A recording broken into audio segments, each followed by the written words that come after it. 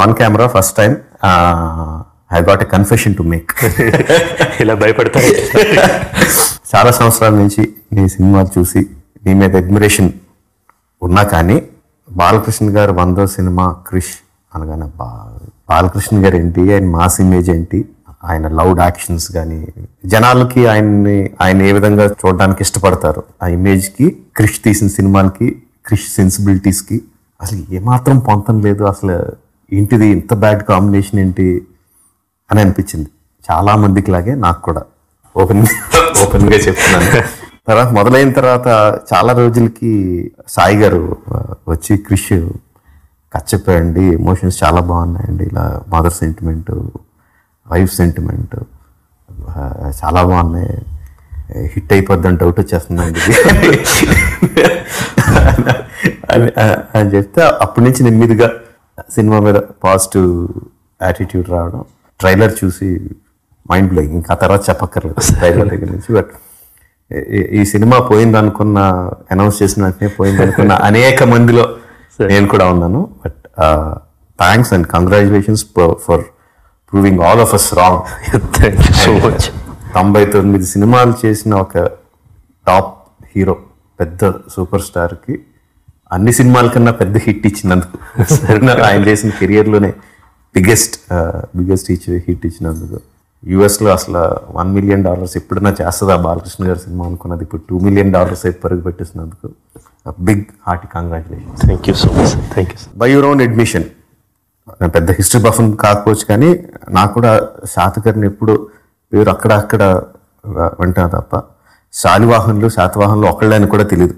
శాలివాహన్ శాఖ మరి శాతవాహనులు ఎవరు ఏంటి తెలియదు, అసలు శాతకర్ణి గురించి అంతకన్నా తెలియదు. బై యువర్ ఓన్ అడ్మిషన్ ఆయన మదర్ వేయించిన ఒక శాసనం తప్ప వేరే ఎటువంటి ఆధారాలు లేవు, కథ లేదు, చరిత్ర లేదు, ఏమీ లేని దాంట్లోంచి వాట్ ఈస్ దట్ ఈ సినిమా నేను చెయ్యాలి, ఇంత రిస్క్ తీసుకొని ఇంత డబ్బులు ఖర్చు పెట్టి కెరియర్ని, అందరి కెరియర్ని, పక్కపక్కల ఫ్రెండ్స్ కెరియర్ని, డబ్బుల్ని అన్ని పణంగా పెట్టేసైనా సరే ఈ సినిమా తీయాలి అన్నంత ఇన్స్పిరేషన్ ఏమీ లేని చోట నుంచి ఎక్కడి నుంచి వచ్చింది? What is that made you? Gautamiputra Satakarni గురించి మనకి ఓన్లీ నాసిక్ శాసనాల గురించి తెలుసండి. బట్ శాతవాహనుల చరిత్ర అపారంగా ఉందండి. మన మెగస్థనీస్ ఇండికా దగ్గర నుంచి అతను 33 కోటల గురించి చెప్పినప్పుడు కోటిలింగాలలో ఉన్న ఒక కోట, మట్టి కోట ఏదైతే అని చెప్పాడో అది శ్రీముఖుడి కాలం నాటిదని. ఫస్ట్ మొదటి రాజు కవి సామ్రాట్ విశ్వనాథ సత్యనారాయణ గారు ఆంధ్ర ప్రశస్తిలో ఒక పెద్ద అధ్యాయమే ఉందండి గౌతమిపుత్ర శాతకర్ణి అనేది. ముదిగొండ శివప్రసాద్ గారు మనందరికీ తెలిసిన great writer, he writes historical fiction. Sravani అని ఒక గొప్ప నావలే రాశారండి మన గౌతమిపుత్ర శాతకర్ణి గురించి, పులోమావి గురించి అన్నమాట. అందులో రుద్రరామంది తండ్రి కొడుకుల గురించి, it's like Mughal Azam kind of thing. నేను తర్వాత ఎప్పటికైనా దీని తర్వాత అది తీద్దామని వచ్చిన ఆలోచన కూడా ఉందన్నమాట. అదే కాకుండా మన ఈమని శివనారెడ్డి గారు వాళ్ళ ఆర్కియాలజీ డిపార్ట్మెంట్లో మన వివి కృష్ణ శాస్త్రి గారు గౌతమిపుత్ర శాతకర్ణి గురించి వాళ్ళ అమ్మ చేసిన శాస్త్రాలు చాలా ఉన్నాయండి. అది ఈయన గురించి ప్రత్యక్షంగా ఉన్నది. పరోక్షంగా ఒక్కొక్క రాజు గురించి, తమిళనాడులో నూట్రువర్ కన్నర్ గురించి ఉంది, మహారాష్ట్ర గెజెట్లో చాలా ఇన్ఫర్మేషన్ ఉంది. ఇప్పుడు కన్నగి శిలకి ఈయన ఇక్కడి నుంచి తన నేవల్ ఫోర్స్ ఎక్కువ ఉంది కాబట్టి ఇక్కడి నుంచి హిమాచలం దాకా పంపించి ఒక పెద్ద శిలను తీసుకొచ్చి చిదంబరంలో అదే కన్నగి శిలగా పెట్టించారని ఒక ఉందన్నమాట. దీన్ని బట్టి అన్ని వైపుల నుంచి రీసెర్చ్ చేస్తే చాలా కథ దొరుకుతుందండి. చిన్నప్పటి నుంచి నాకు ప్రశ్న అది చాలా ఇంపార్టెంట్. అది న్యూటన్ యాపిల్ చెప్పినప్పుడు అందరికి యాపిల్ బట్ట కనిపించింది, ఈయనకి ఇంకేదో ప్రశ్న ఉదయించిందని. అంత లెవెల్లో కాకపోయినా అందులో 1% ఆచార్య నాగార్జున యూనివర్సిటీకి పెట్టడానికి అంత గొప్పతనం ఏంటి?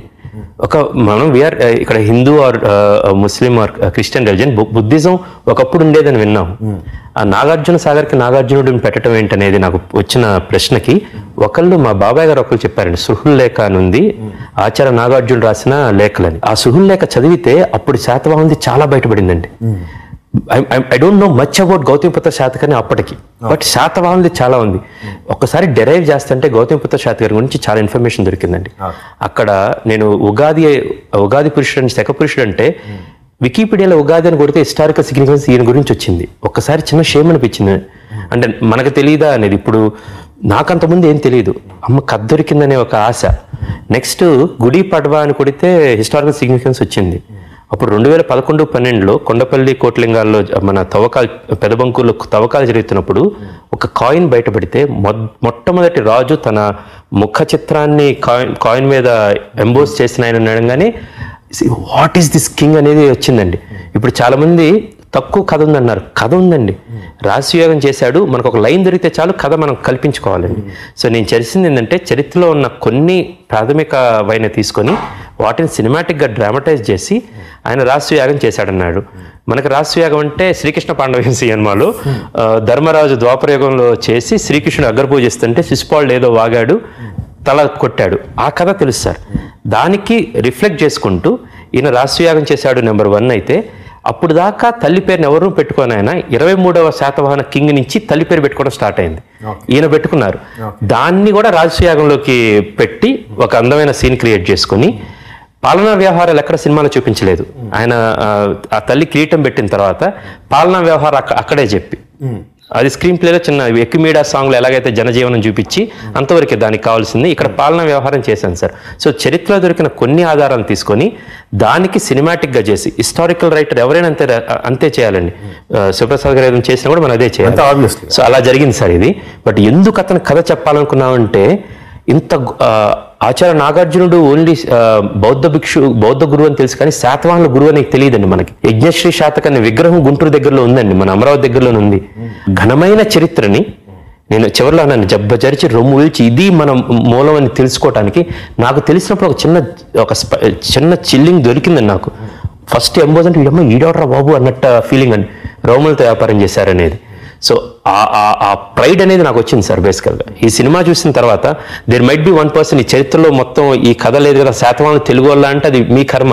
నిజంగా తెలుగు వాళ్ళని చిన్నప్పుడు చదువుకున్నాం, యూపీఎస్ ఎగ్జామ్స్ రాశారు, పియర్సన్స్ హిస్టారికల్ నావెల్స్ అన్నింటిలో ఉందండి. కొన్ని వందల పుస్తకాలు ఉన్నాయి, కానీ 3 పుస్తకాలు చదివితే 4 కథలు బయటపడుతున్నాయి, 4 కాంట్రడిక్షన్స్ అన్నమాట. సో మనకి చరిత్ర వరకే రాసుకొని నేను చాలా పెద్ద నోట్స్ రాశాను సార్. ఆ నోట్స్ రాసుకొని దీన్ని తీయటం జరిగిందండి. ఫస్ట్ ఎవరైనా సరే గుర్తుపెట్టుకోవాల్సిందంటే ఇది సినిమా, డాక్యుమెంటరీ కాదండి. డాక్యుమెంటరీ అయితే డాక్యుమెంటరీలో తను ఏ సంవత్సరంలో ఏ తేదీలో పట్టాభిషక్తి లేదు, ఆ తర్వాత యుద్ధం ఎప్పుడు జరిగింది, యుద్ధంలో ఎంతమంది సైనికులు ఉన్నారు, ఆ లెక్కలన్నీ చూసేది డాక్యుమెంటరీ. అవునండి. చారిత్రకమైన సినిమా తీసేటప్పుడు దాన్ని ఆధారంగా తీసుకొని సినిమా తీస్తారు తప్ప పదానికి సెంటెన్స్ కి యాస్టిస్ తీరు. కొన్ని తప్పులు తీద్దాం ఉన్నా కూడా అన్ని కాంట్రడిక్షన్స్ ఉన్నప్పుడు ఏది నిజం అంటే సినిమా ఒక ఆయన సినిమా చూడకుండా ఇక్కడ గుర్రానికి జీన్ ఉంది, అప్పుడు జీన్ ఉందా లేదా అంటే ఇప్పుడు నేను చచ్చి ఇచ్చడి నేను చూసిన దగ్గర ఎక్కడో ఉంది. ఏదో మన ఫారిన్ సినిమాలు చూస్తుంటాము, అందులో అలెగ్జాండర్ సినిమాలు ఏదో అక్కడ జీన్ ఉంటుంది, నేను జీన్ పెట్టాను, నువ్వు జీన్ ఎందుకు పెట్టావు, ఇది మొత్తం తప్పంటే నేనేం చేయాలి, నాకు వచ్చిన సినిమా ఇది, జీన్ లేకుండా మీరు ఇంకో సినిమా తీయండి. సినిమా అంతా ఒక ఎత్తు క్రిష్, ఆ లాస్ట్ లో చెప్పిన మీ వాయిస్ లో వచ్చిన దట్ సెంటెన్సెస్ వాట్ ఎవర్ మాట్లాడుతుంటే చెప్పింది సార్, జబ్బు చర్చి రొమ్ము ఇది మన మూలం అని గర్వంగా చెప్పుకోవచ్చు, తలెత్తి చెప్పుకోవచ్చు అని చెప్పిన మాటలు వెరీ ఎమోషనల్ సార్. ఇంత తక్కువ టైంలో ఎంత పెద్ద సినిమా తీసింది. ఓకే, ఈ పాటికి 100 మంది 100 రకాలుగా అడిగేసి ఉంటారు. ఐఎమ్ నాట్, నేను ఎవరు చెప్పలేదు అది. నేను ఎవరైనా ఏం చెప్పానంటే కట్టప్ప బాహుబలి ఎందుకు చెప్పాడు రాజమౌళి గారు నాకు చెబితే అప్పుడు నేను ఆయన చెప్తాను. Seriously amazing. అంటే అందరూ అడగడం వేరు, నేను అడగడం వేరు. దాని తాలూకు వ్యయ ప్రయాసాలు ఎలా ఉంటాయో, ఒక షార్ట్ సెట్ చేయాలంటే అంతమంది జనాన్ని తీసుకొచ్చి సెట్ చేసి షార్ట్ తీయడం పక్కన అటు పెట్టి జస్ట్ అసలు ఆ పొజిషన్ లో పెట్టడం అనేది ఎంత డిఫికల్ట్ తెలుసు. సో అంటే రోజుకి ఎన్ని గంటలు షూట్ చేసేవారు? 79 రోజులు. Okay, 14 to some days they were 14 hours sir, some days they were 18 hours sir. And I have to thank Balakrishna గారు. ఆయన పొద్దున ఒక 6:30-7 వస్తే రాత్రి 9 దాకా మోస్ట్ ఆఫ్ ద డేస్ ఉన్నారండి. అంటే ఇప్పుడు ఆ బడ్జెట్స్ మాకు అంతే అలౌ చేసినాయి సార్. బేసికల్గా మోర్ దాన్ థింగ్ అది సంక్రాంతికి రావాలని మీకు గుర్తుండే ఉంటుంది. ఢిల్లీలో నేను మీకు కథ చెప్తే నేను దీనికి సింహభాగం ఆ క్రెడిట్ అంటే నేను ప్లానింగ్ మొత్తం చేసుకున్నాను, దానికి ఒక పందా ఒకటి పెట్టామండి. కానీ దానికి ఆద్యులు మీరు ఎక్కువ గ్రాఫిక్స్ పెట్టుకోవద్దు, టైం ఎక్కువ ఉంటే పర్లేదు, డబ్బులు ఎక్కువ ఉన్నా పర్లేదు, బట్ డబ్బులు కూడా కాదు క్రిష్, టైము. నువ్వు టైం ఇస్తా ఉంటే గొప్ప గ్రాఫిక్స్ వస్తాయి, బట్ ఆ టైం నీ దగ్గర లేదనుకున్నప్పుడు లైవ్కి వెళ్ళు అన్నారు సార్. గ్రాఫిక్స్ ఎక్కువ పెట్టుకుంటే టైం ఎక్కువ పడద్దని అంత తెలియని విషయం కాదు నీకు. బట్ అంటే ఇది 79 రోజుల్లో చేయడానికి కారణం ఒకటే సార్. బేసికల్గా ఈ సినిమాని 4గా డివైడ్ చేశానండి.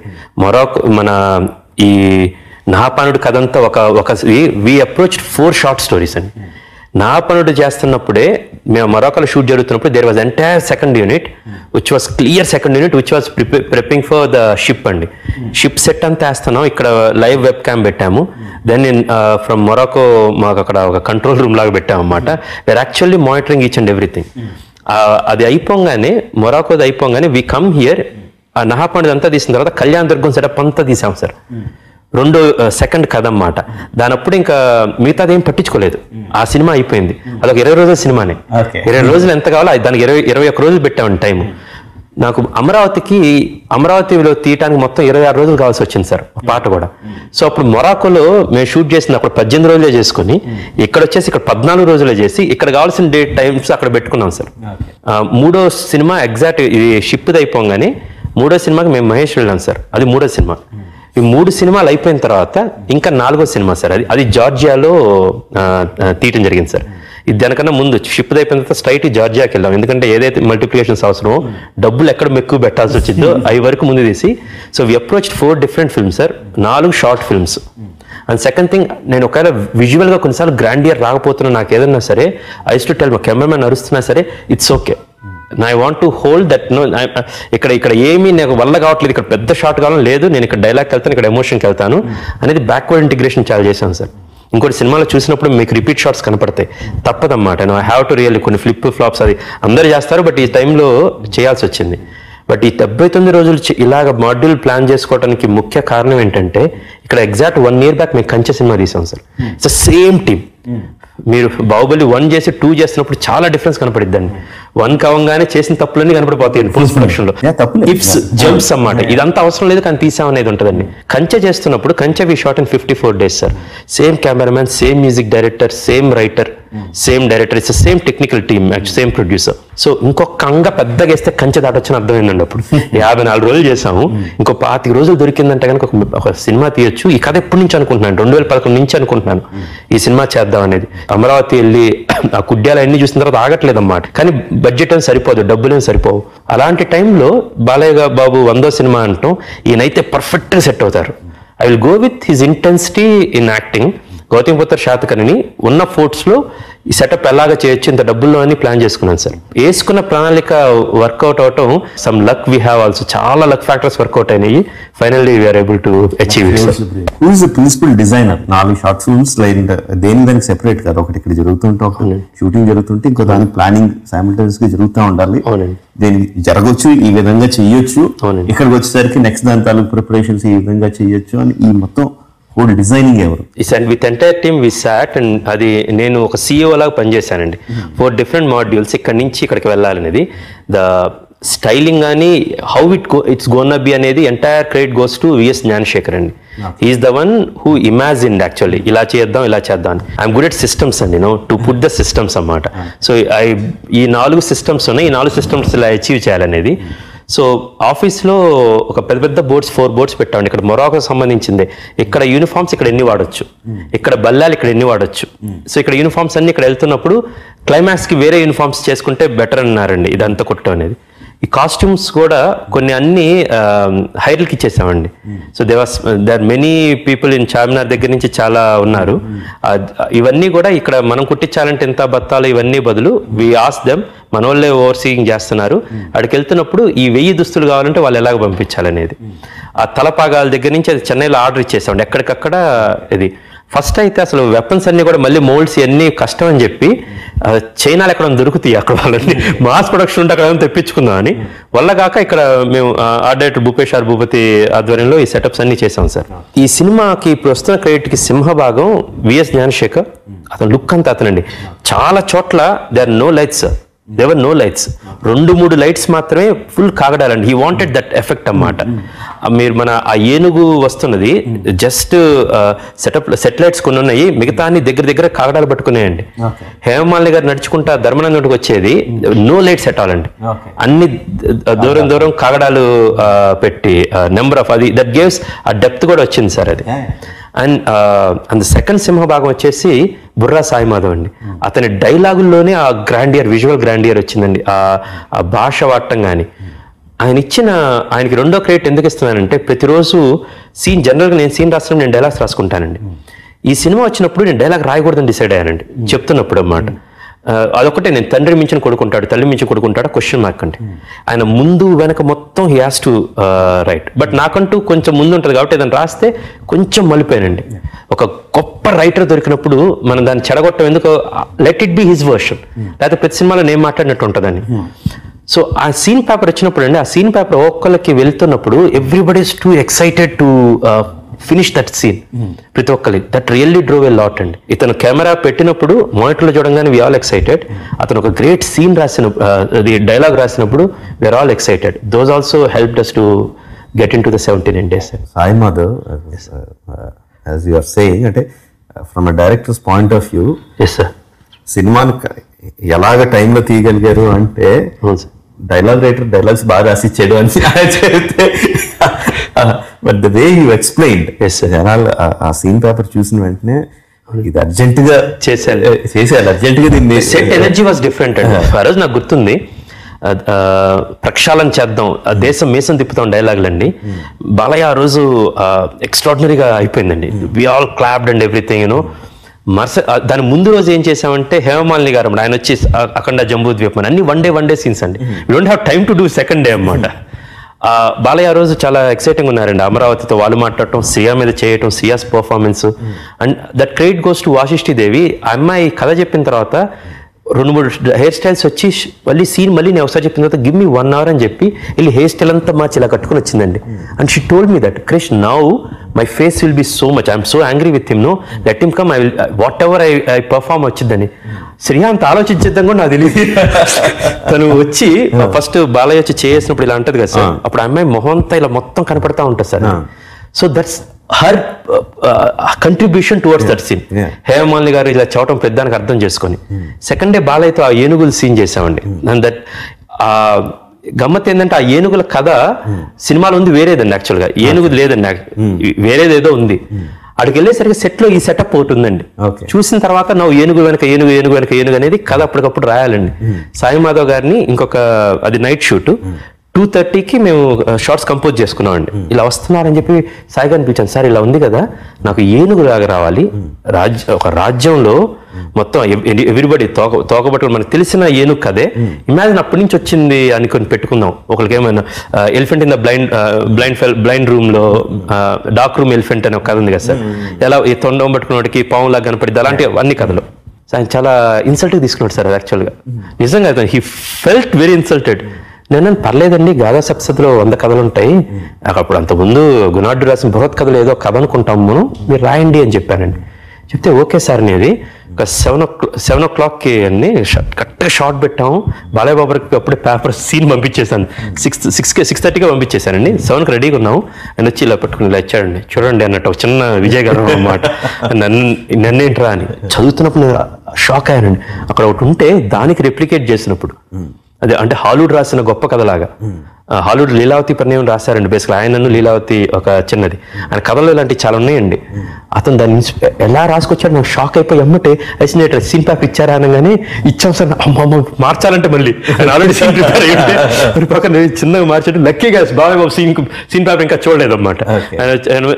ఆయన ఒకసారి చూసుకుంటే ఏకసందాగ్రహం అండి, ఒకసారి చూసుకుంటారు నీట్గా మడత పెడుతుంటారండి, ఒకసారి చూసుకుంటారు అయిపోద్ది, మళ్ళీ సీన్ పేపర్ ఐసినేటర్కి ఇచ్చేస్తారండి, మళ్ళీ పడిపోతే ఎవరన్నా ఎక్కడైనా బయటకు వెళ్ళిద్దని. సో బాలయ్యబాబుకి పేపర్ పంపించామండి, అతికినట్టు అన్నమాట. That credit goes to him. అదేవిధంగా చీమా సింహం కథ సాంగ్ షూట్ అయిందని దానికి లీడ్ సీన్ కావాలి. ఇంకొక బృందా మాస్టర్ 2 గంటలకు ఫినిష్ చేస్తాం, 12 గంటలకు ఫినిష్ చేసింది. 2 గంటల టైం ఉందని చెప్తే ఆయన నిద్రలో లేపాం. సరే నాకు కథ కావాలండి, చీమా సింహం. చీమ అది దాని బాంచత్ నేనున్నా అంటది, సింహం నా ముందుకు వస్తామని చంపిద్ది, ఇది కథ సార్ అని. ఎమ్మట ఒక 1/2 గంట టైంలో మొత్తం సీన్ రాసి పంపించాడండి ఆయన. అండ్ ఆ కెమిస్ట్రీ కుదిరింది సార్. చాలా సినిమాల నుంచి పనిచేస్తున్నాము, ఆయన నాకేం కావాలో ఆయనకు తెలుసు, ఆయన శక్తి సామర్థ్యాలు నాకు తెలుసు, వీ కెన్ పుష్ అనేది. సో ఈ సీన్ వచ్చేసరికి బాలయ్య మొదటి రోజు అది చేశారు, ఈ రోజు దేశం మీసం తిప్పుతా ఉన్నాడు. మరుసటి రోజు వచ్చేసరికి ఆయనకి 2 డైలాగులు అండి. నా కళలు కూడా కనక తల్లివి నీకు తెలియదా అమ్మ అంటాం. ఈ అమ్మాయి ఆ సీన్ అయిపోయింది. బాలయ్య కాస్త డైలాగ్ చెప్పాలి హేమమాలిని ముందు, వెళ్ళి రారా అంటది. ఈ అమ్మాయి నేను బొట్టు పెట్టిన నా భర్తకు కాదు చరిత్ర ఆమె ఆ డైలాగ్ చెప్పాలి. The draw every time next your dialogue only I'm ready అని అక్కడే ఉంటాం అన్నమాట. And for cameraman also no and we're very clear sir. ఇతని స్క్రిప్ట్ సీన్ క్లియర్గా ఉన్నప్పుడు ఇంత షార్ట్ మాత్రమే ఉంది, ఇంత షార్ట్ మాత్రమే ఉందని. And everything help. The biggest secret is I always right only 2 hour films అండి. మా పాటలు గీటలు కొంచెం ఎక్స్పాండ్ అయ్యి 2 గంటల 11 నిమిషాలు వచ్చింది. ఈ సినిమా కూడా ఇంత తక్కువ, ఒక అరగంట తక్కువ రాస్తే అరగంట తక్కువ తీయచ్చు అని రోజులు మిగులుతాయండి. గుర్రం మీద కూర్చోబెట్టుకుని యుద్ధానికి వెళ్తా ఉంటే సామంతరాజులు అందరూ ఇక్కడ తన కొడుకునే సొంతంగా వెళ్తున్నప్పుడు మనం చేస్తున్నప్పుడు మనం we have to support there is no other. ఏ విధంగా తను కన్విన్స్ చేసాడు అంతే. సో ఇప్పుడు వెళ్ళి ఏం చేస్తాడు అని చెప్పి నా పండు వచ్చి ఆడు తాలూకు మనుషులు వచ్చి నిలబడి బిల్డప్ అంతా తీసుకెళ్తుంటే చాపక చెప్పించుకోవడం, ఆ ఎందుకు చెప్పాలనిపించింది చాపక అక్కడ. అది చిన్న చమత్కారం అండి. నేను వెళ్తున్నప్పుడు అక్కడ వస్తున్నప్పుడు బాలకృష్ణ గారు 100వ సినిమా డైలాగ్స్ కూడా మనం కథలు చెప్పకూడదు, మన కథలు జనం చెప్పుకోవాలి. మాకు సమానాన్ని కనగలిగే తల్లిదండ్రులు ఇంకా ఈ భూమి మీద పుట్టలేదు. ఇలాంటి ఎన్ని సెటప్స్ అన్ని వేసుకుంటున్నప్పుడు సార్ నవపానుడు వాళ్ళు వచ్చి రాయిస్తే చిన్న కన్ఫ్రంటేషన్ భార్యతో ఇంత అన్న తర్వాత వాళ్ళతో అసలు మాట్లాడే పరిస్థితి కూడా ఉండకూడదు sir. More than that I was seeing the entire war from a perspective of a father and son అండి. ఈ వీళ్ళ పక్కన ఉన్నప్పుడు ద ఎంటైర్ కెమెరా కావచ్చు, నా మస్తిష్కంలో ఉన్న కెమెరా కావచ్చు, వీళ్ళిద్దరి మీదే ఉంది. బిడ్డని ఎక్కడున్నా సరే ఏదో ఒక ఆటకు వచ్చాను. ఫర్ ఎగ్జాంపుల్ బయట ఎక్కడ కాల్పులు జరుపుతుంటే అనుకుందాం, బయట ఎక్కడ కాల్పులు జరుపుతుంటే బిడ్డను తీసుకెళ్తా ఉంటే మనకు కాల్పులని తెలిసినా బిడ్డకి ఏం చెప్తా ఉంటే ఎవరు దీపావళి బాంబులు కలుస్తున్నట్టున్నారులే అని తీసుకెళ్తున్నట్టు.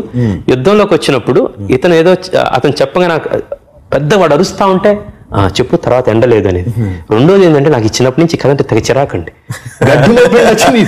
గొడవ ఏంటి దీని తాట తీలుద్దామని ఇది వచ్చినప్పుడు రామలక్ష్మణ మాస్టర్ కూర్చున్నారు. ఇది స్క్రిప్ట్ అంతా అయిపోయిన తర్వాత ఈ సీన్ ఎక్స్ప్లెయిన్ చేస్తున్నప్పుడు ఇంప్రాంప్టివ్గా వచ్చిందండి.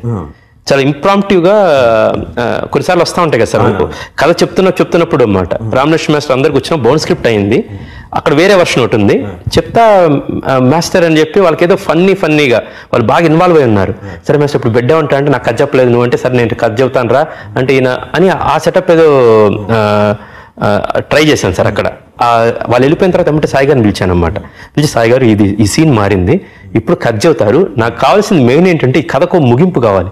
చాలా చిరాగ్గా ఉంది చిన్నప్పటి నుంచి. 7 చేపలు ఉంటాయి ఎవరు తర్వాత ఏం జరిగిందో చెప్పరని. దానికని చాలా గొప్పగా రాశాడండి. రాజులు రాజ్యం కోసం కత్తులు పట్టాలి, ధర్మం కోసం తప్పులు పట్టాలి, అంతేగాని ఇలా చేపలు కప్పలు పడతా ఉంటే చీమకు కూడా లోకపోయిపోతాడు రాజా అన్నమాట.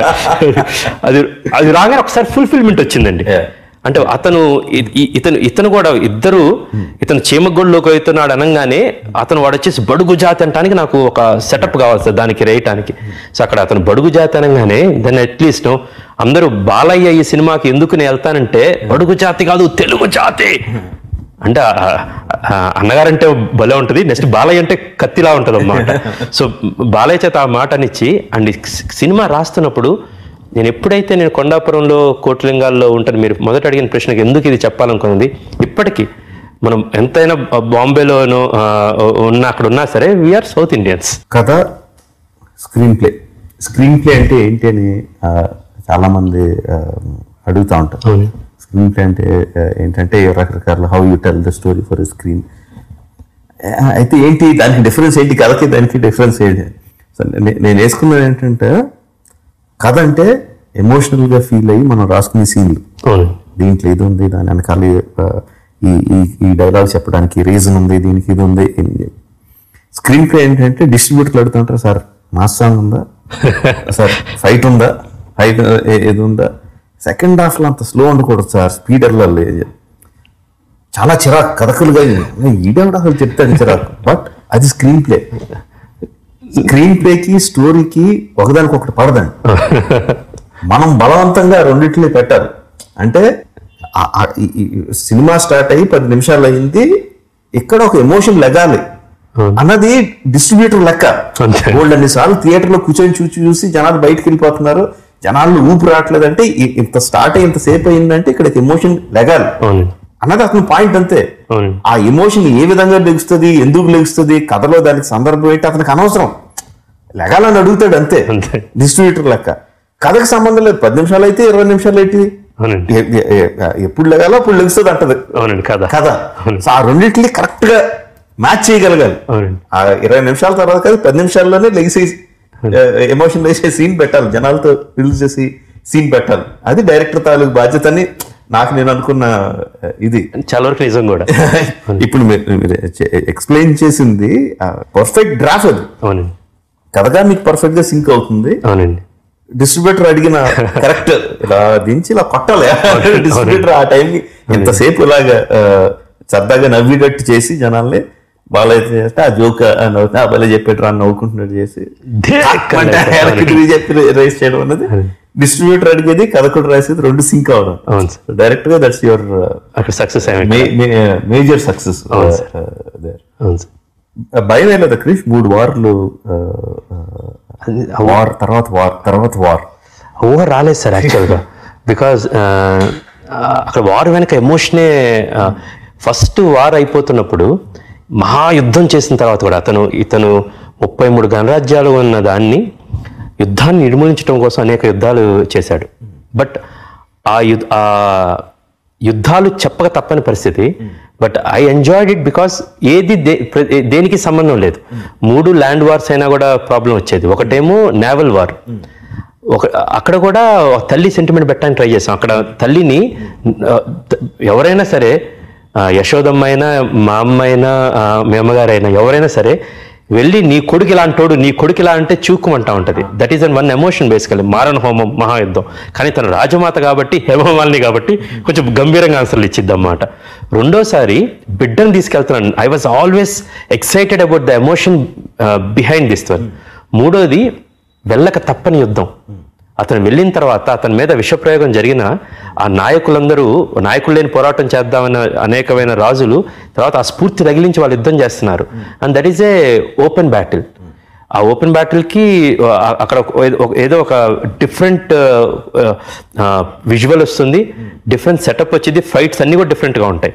ఇక్కడ వచ్చేసి సీజింగ్ ఎ ఫోర్ట్, అది డిఫరెంట్గా ఉంటుంది. ఇది నావల్ బ్యాటిల్, ఇది డిఫరెంట్గా ఉంటుంది.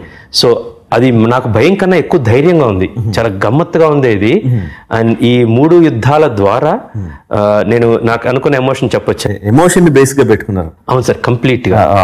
నావల్ వార్ లేకపోతే ఫోర్ట్ సీజింగ్ లేకపోతే ఓపెన్ వార్ అన్నది physical things, open things. But అది బ్యాక్గ్రౌండ్. ఫోర్గ్రౌండ్ వచ్చేసి బిడ్డ దొరికిపోతే, బిడ్డ చచ్చిపోతే, ఒక కన్న బిడ్డని ఒక బలి పశువుగా అన్నమాట ముందు అడ్డం పెట్టుకుని వెళ్తున్నాడండి. కానీ తెస్తా అని ఆల్రెడీ ముందు ప్రామిస్ చేశాడు. పోగొట్టుకుంటానా అన్నాడు అన్నమాట. హీ కెనాట్ పోగొట్టుకున్నా అంటే ఓడిపోయినట్టే, చచ్చిపోయినట్టే. He can't even face the heroine. ట్రైలర్లోనేమో కావాలని దేశం అన్నమాట, ఒక బిడ్డని అసలు ఇతంటే చిరాకున్నట్టు మ్యానిపులేటింగ్ దట్ ఎమోషన్ దే. చివరికి వచ్చేసరికి అతను రాడేమో అని అందరు తెలిసి వస్తాడని, but I have to build it up for that. So అది ధైర్యం. ట్రైలర్ లో కూడా మీరు మనిషిని అన్న తర్వాత తక్కువని ఆ కాగడాల వెలుగులో బిడ్డని ఇలా ఫేస్ గ్రేవ్ ఎక్స్ప్రెషన్ పెట్టి చేసింది చాలా ఎమోషనల్ గా. అండ్ బాలయ్య గారికి ఐ హావ్ టు సే, మీరు ఫస్ట్ అన్నారు కదా సర్టిల్ గా చేశారు ఇది. The very first dialogue in the movie he speaks his, యుద్ధం గెలిచి వచ్చిన తర్వాత అతను కత్తిలా పడితే తల వంచకు, అది నేను గెలిచిన తల నాది.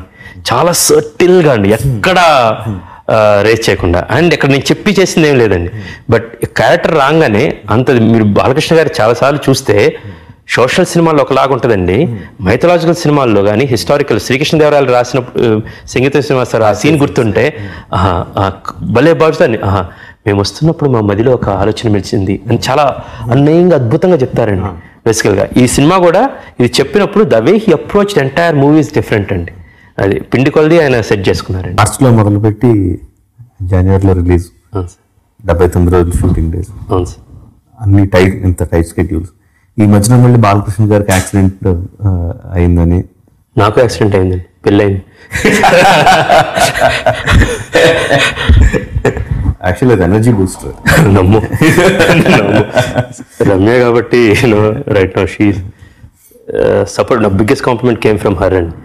సినిమా చూసిన తర్వాత చివరిలోకి వస్తున్నప్పుడు ఆయన సార్వభౌమ అంటే ఆయన వస్తున్నప్పుడు పక్క తిరిగి it was really worth waiting all this time, good movie అంటే. ఇంతకు ముందు సినిమాలు చూసిందండి? చూసిందండి, అన్ని సినిమాలు చూసింది.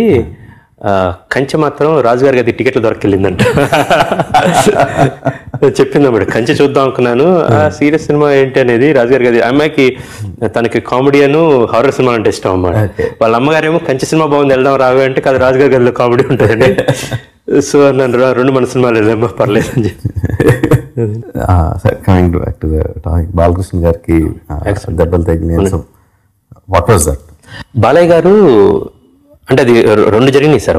ఒకటేమో మొరాకోలో ఈయన గుర్రం వేసుకొని వస్తున్నప్పుడు అటు ఇటు బాంబ్స్ పెట్టాం సార్. బేసికల్గా 2 వైపులా బాంబ్స్ వెళ్తే బ్యాలెన్స్ ఉండి దాని మోషన్ ఫార్వర్డ్ మోషన్ ఉంటుంది అన్నమాట. సో ఫస్ట్ టేక్ తీసాం, రెండో షాట్ తీస్తున్నప్పుడు రైట్ సైడ్ దే పెళ్ళింది, లెఫ్ట్ సైడ్ పేలలేదు సార్.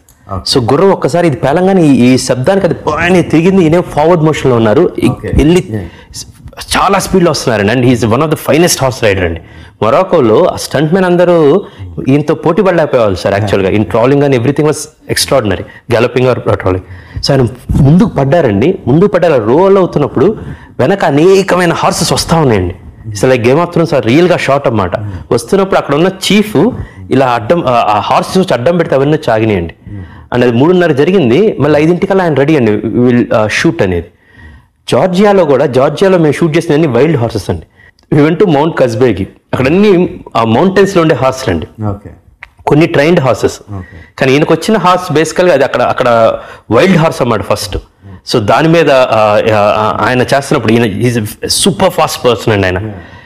ఇవన్నీ కూడా తప్పించుకున్నారండి. ఒకరోజు ఆయన ఎప్పుడు నాతో అంటా ఉండే, దిష్టి తగులుతుంది క్రిష్, దిష్టి అనేది. నేను పట్టించుకున్నాను కదండి, ఇది ఉంది దిష్టి తగులుతుందని. అప్పుడు నేను ఆ హార్స్ ఎక్కి ఒక 2 రౌండ్లు వేసి వచ్చాను సార్. దాని తర్వాత ప్రాక్టీస్ చేసాం. స్టంట్ అసిస్టెంట్ శంకర్ ఆయన వెళ్ళి మొత్తం చూసుకుని వచ్చారండి. ఈయన వచ్చారు, ఆయన హార్స్ అప్పుడు దాకా అన్ని స్టంట్స్ అయిపోయినాయి, రిస్కీ స్టంట్స్ అన్ని చేశారు, అన్నీ అయిపోయినాయి. ఈ హార్స్ రిబ్లో ఆయన ఇలా కాలు పెట్టి ఇలా ఎక్కారండి. ఎక్కినప్పుడు ఇది ఊడిపోయి, బెల్ట్ అంతా ఊడిపోయి తపక్కన పడ్డారండి ఆయన. ఇట్ వాస్ ఒక్కసారి ఆయన అప్పటికే అన్ని యాక్సిడెంట్స్ అయినా, ఈ వాజ్ స్టిల్ యాక్టింగ్. జార్జియాలో పడంగానే ఒకసారి పక్కన అమ్మా అని అరిచారండి. ఒకసారి అసలు అంటే ఒకసారి పక్కన ఆయన అరిచిన అరుపుకే మనకి ఒకసారి అక్కడ చూపుని లాగినట్టు అయిందండి. సార్ అన్నా ఇంతే పక్క 2 నిమిషాలు కూర్చున్నారండి. కూర్చుని ఇదేమైంది కృష్ణ, బేసికలీ నేను ఇప్పుడు ఒక రౌండ్ వేసి వచ్చాను, 2 రౌండ్స్. దెన్ శంకర్ అతను చూసుకున్నాడు, ఫైట్ అంతా చూసుకున్నాము, వాళ్ళందరూ ముట్టడించే సీన్ అండి. దెన్ ఆయన పక్కన అన్నమాట మొత్తం ఒత్తుకుపోయి ఇట్ వాజ్ రియల్లీ. సో అది అసలు షూట్ చేయలేని పరిస్థితి. ఆయన ఒక గంట రెస్ట్ అన్నారు, వీళ్ళు మళ్ళీ షూట్కి వచ్చారండి. ఇంకా అదైతే సార్ ఇది మరీ కష్టం సార్. బేసికల్గా passion is one thing, but this is too much అండి. దెన్ అక్కడ ఉన్న పక్కన సెన్ గుడారిలో ఒక హాస్పిటల్ తీసుకెళ్ళి దెన్ ఆయన అసలు షూట్ చేయలేని పరిస్థితి. అక్కడి నుంచి ఒక 4 రోజుల ముందే షూటింగ్ ముగించుకొని రావటం జరిగిందండి. ఆ బ్యాలెన్స్ రామోజీ ఫిల్మ్ సిటీలో చేసామండి. అండ్ ద వే మన ఆ డైలాగ్ చూస్తే, నీ కొడుకు శిరస్సు నరికి వాడి తల మీద కాలు పెట్టిన సింహాసనం అధిష్ఠిస్తా అంటే, దేక్ నా కొడుకు తల కాదు కదా అన్నప్పుడు, మళ్ళీ టీవీలో వచ్చినప్పుడు కానీ మళ్ళీ ఇంకోసారి చూసినప్పుడు కానీ, నా కొడుకు తల కాదు కదా అని ఇట్లా అంటాడు ఆయన చెయ్యి అన్నప్పుడు, ఈ అనగానే 3 సముద్రాల నీరు తాగి అన్నప్పుడు ఇట్లంటే గుర్రం సగిలిచ్చిద్దండి. While he was acting several places. ఆయన లోపలికి రాగానే ఆయనతో పాటు ఆయన గుర్రాన్ని యాక్ట్ చేస్తూ ఉంటారు. నాకు 2వ రోజు 3వ రోజు అర్థమైందండి. నేను ఈ అందండి అనగానే నేనేమో డైలాగ్ చెప్తున్నప్పుడు ఒక రకంగా వెళ్ళి, సరే అలా ఎక్కడ గ్యాప్ వద్దు సార్, నా కొడుకు తల కాదు కదా, 3 సముద్రాల నీరు తాగి ముందు కొడుకుతున్న నా గుర్రపు గట్ట కంటే మట్టిని కూడా ముట్టలే అని చెప్పాను. ఆయన 2-3 సార్లు ఈ 3 సముద్రాల నీరు తాగి నా గుర్రపు అంటున్నాడు. నేను అడిగాను, సార్ ఇది అంటే, కృష్ణ ఇది ఉంచండి నేను ఇంకోటి చేస్తాను మీరు అడిగింది అని. ఇంకోటి నేను ఎప్పుడు ఇలాంటి కావాల్సి సార్ శివాజీ గారు లాగండి డైలాగ్ వెళ్తా ఉండాలి సార్ మన ఒక రైమ్లో అని. 18లో చూసిన తర్వాత ఆయన చెప్పేవాళ్ళు కాదు, అది ఆయన ఇన్వాలంటరీగా వస్తుందో లేదో కూడా తెలియదు అన్నమాట. అలాగా నాకు 7-8 షాట్లు చూస్తే అర్థమైందండి, అమ్మ ఈయన యాక్ట్ చేయటం కాదు, ఈ గుర్రాన్ని కూడా అనేది ఆ జంప్ చేయటం అనేది అది చేతక్ ఇన్స్పిరేషన్ అండి. పృథ్వీరాజ్ చౌహాన్ది చేతక్ వెళ్ళి ఎగిరి దూకింది అనేది మనం చదువుకున్నాం. సో దాన్నే కొంచెం సినిమాటిక్గా చేసిందండి. ప్రతిసారి ఆయన వెళ్ళంగానే గుర్రాన్ని మచ్చివి చేసుకొని ఒక హాఫ్ డే దాంతో తిరుగుతారండి. దాన్ని రియల్గా అది ఆయన మాట ఉంటుందండి. అది ఎక్స్ట్రాడినరీ ఫీట్ అండి యాక్చువల్గా. అండ్ ఆయన సర్వ శక్తులు ఒడ్డి or everything he started believing behaving like Satakarni and he did this film. Chennakeswara Reddy release అయింది, అందులో ఒక సాంగ్ షూట్ చేయాల, రిలీజ్ తర్వాత జాయిన్ చేద్దాం అని చెప్పి ఒక సాంగ్ శ్రేయతో సాంగ్ ఒకటి రిలీజ్ తర్వాత జాయిన్ చేద్దాం అని చెప్పి టైం సరిపోక పర్లేదని చెప్పి రిలీజ్ చేస్తారు. ఓపెనింగ్స్ బ్రహ్మాండంగా వచ్చినాయి, కానీ వినయ్ గారు ఆశించినట్టు రాలా చెన్నకేశ్వర రెడ్డి. సో షూట్ చాలా డల్గా చేస్తున్నారు, సాంగ్ రిజల్ట్ వచ్చిన తర్వాత సాంగ్ షూటింగ్ చాలా డల్గా చేస్తుంటే బాలకృష్ణ గారు పిలిచి చెప్పారంట, వినయ్ గారు రిజల్ట్ మీద అంత అలా పెట్టేసుకోవద్దండి, దృష్టి అంత పెట్టుకోవద్దు, మీరు 100% చేశారు ఈ సినిమాకి. చేశానండి, నేను చాలా ఎంజాయ్ చేస్తూ చేశాను, నమ్మి ఈ సబ్జెక్టు బాగుందని నమ్మి, మీరు బాగా చేస్తారని నమ్మి మిమ్మల్ని నమ్మి చేసాం. రిజల్ట్ మన చేతిలో లేదు, అది ఎప్పటికీ ఉండదు. మీ మీద నాకు ఇంత గౌరవం తగ్గలేదు, చాలా చాలా ఎక్కువ గౌరవం ఉంది. మీకు నాతో మళ్ళీ చేయాలనిపిస్తే మీరు కథ చెప్పండి, నేను రెడీగా ఉన్నాను చేయడానికి. వినయ్ గారు అసలు ఎంత ఎమోషనల్ గా చెప్పారు, చాలా గ్రేట్. అండ్ ఆయన అని చెప్పి డైరెక్టర్కి ఎంత వాల్యూ ఇస్తారు.